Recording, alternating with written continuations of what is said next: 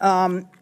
Hegseth, this hearing is about whether you are qualified to be Secretary of Defense, and one of the qualifications, to answer my colleague's question, is to actually win the votes of every member of this committee and to be confirmed by the United States Senate. And you need to convince us that you're worthy of that vote, because the people of the state of Illinois voted for me to be their senator so that I could cast that vote when it comes to picking who is going to be the next Secretary of Defense. This hearing now seems to be a hearing about whether or not women are qualified to serve in combat, and not about whether or not you are qualified to be Secretary of Defense. And let me just say that the American people need a SecDef who's ready to lead on day one. You are not that person. Our adversaries watch closely during times of transition, and any sense that the Department of Defense that keeps us safe is being steered by someone who's wholly unprepared for the job puts America at risk, and I am not willing to do that. With that in mind, Mr. Hegseth, I want you to try to explain to the American people, this committee, who have to vote for you, and to our troops who are deployed around the world, why you are qualified to lead the Department of Defense. We already know that you've only led as large as a 200-person organization. We already know that you so badly mangled a budget that after you left, they had to bring in a forensic accountant to figure out what went wrong, and that the largest budget you ever managed was about $18 billion. You know, that is about 51,560 times lower than the Department of Defense budget of $825 billion. $16 million is 51,568 times smaller than the defense budget. Please describe to me, Mr. Hegseth, you talk about DOD passing an audit. Please describe to me a time or an organization when that you led underwent an audit, because you say you're going to hire smarter people than you to run this audit. I'm not asking you to be an accountant. I want you to be able to tell me what kind of guidance will be given to those employees, what will happen if, whether or not you pass that audit. Have you led an audit of any organization, yes or no? I don't want a long answer, yes or no. Have you led an audit of any organization of which you were in charge? Senator, in both of the organizations I ran, we were always completely fiscally responsible. Yes or no, did you lead an audit? And the way yes my leadership or no, has did you lead been an audit? stated yes or no? Has been completely what are you afraid of? You can't answer this question. Yes or no, did you lead an audit? Do you not know this answer? Senator, every part of my leadership of these organizations has been misrepresented. I will take that as a no. What were the findings? So there were no findings because you've never led an audit. What guidance did you give the auditors? None, because you've never led an audit. Nobody expects you to be an accountant, Mr. Hegseth. What we expect is for you to understand the complexity of this Pentagon budget process that is absolutely necessary to outfit our warfighters. Look, the Secretary of Defense is required to make quick decisions every single day that, well, with high-level information that's being provided for them.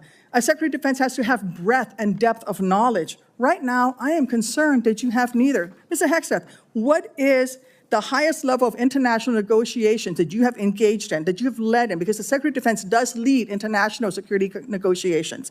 There are three main ones that the Secretary of Defense leads and signs. Can you name at least one of them?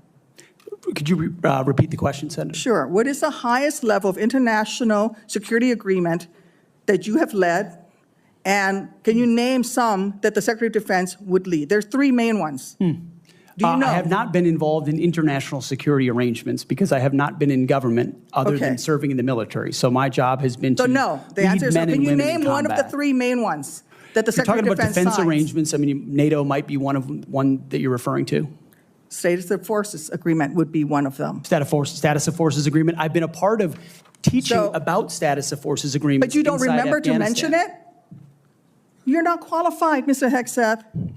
You're not qualified. You talk about repairing our defense industrial complex. You're not qualified to that. You could do acquisition and cross-servicing agreements, which essentially are security agreements. You can't even mention that. You've done none of those. You talked about the Indo-Pacific a little bit, and I'm glad that you mentioned it. Can you name the importance of at least one of the nations in the ASEAN, and what type of agreement we have with at least one of those nations? And how many nations are in ASEAN, by the way? I couldn't tell you the exact amount of nations in that, but I know we have allies in South Korea and Japan and in AUKUS with Australia, trying to work on submarines with them. Mr. Hegseth, none of those countries are in ASEAN. None of those three countries that you've mentioned are in ASEAN. I suggest you do a little homework before you prepare for these types of negotiations. Listen, Mr. Hegseth, This is, we ask our troops to go into harm's way all the time. We ask them to go into harm's way. And this behind me is a copy of the Soldier's Creed, a copy that usually hangs over my desk here in the Senate, and you should be familiar with it. It's the same copy that hung over my desk at Walter Reed every single day that I woke up and fought my way back because I wanted to go back and serve next to my buddies who'd saved my life. This same copy, these words are repeated over and over and over again. And let me read out two things to you, two sentences. I will always place the mission first, and I am disciplined, physically and mentally tough, trained and proficient in my warrior task. Mr. Hegseth, our troops follow these words every single day, and they man up and they pack their rucksacks and they go to war. And they deserve a leader who can lead them, not a leader who wants to lower the standards for himself or raising the standards for other people. And by the way, our troops already meet the standards. We ask troops to man that ship, fight that fire, fly that helicopter until their very last breath. And they do that every single day. They cannot be led by someone who's not competent to do the job. How can we ask these warriors to train and perform the absolute highest standards when you are asking us to lower the standards to make you the Secretary of Defense simply because you are buddies with our president-elect? And by the way, he has filed for bankruptcy 6 times. I'm not quite sure he's the kind of CEO you want to refer to as a successful businessman. Let me make it clear. You can't seem to grasp that there is no U.S. military as we know it without the incredible women that we serve. Women who've earned their place in their units. You have not earned your place as Secretary of Defense. You say you care about keeping our armed forces strong and that you like that our armed forces are meritocracy, then let's not lower the standards for you. You, sir, are a no-go at this station. Thank you, Senator Duckworth.